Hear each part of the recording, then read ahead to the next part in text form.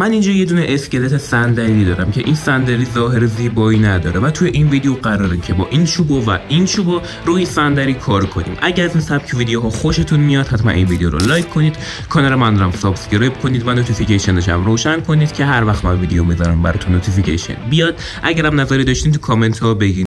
اگه این چوبا رو نشونتون بدم، این چوبا رو من خط کشی کردم و الان باید این خط کشی رو ببرم و بخش اضافی این چوب رو صاف کنم.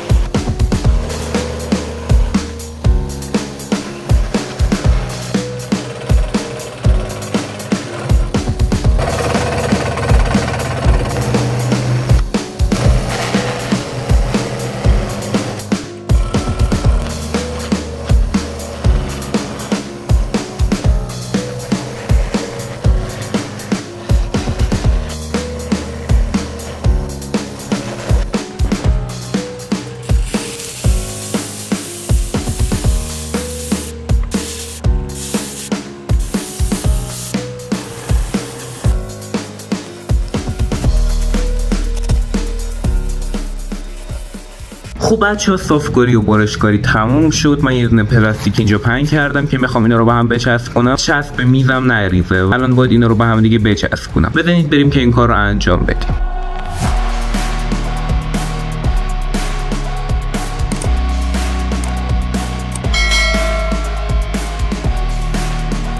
خب بچه‌ها، چوبم آماده شد و چسباش خوش شد. الان باید با پولیشه روش رو صاف کنم. وقتی روش رو صاف کردم این کنارهاشو باید درست کنم و بعدش روی صندلی پیچش کنم.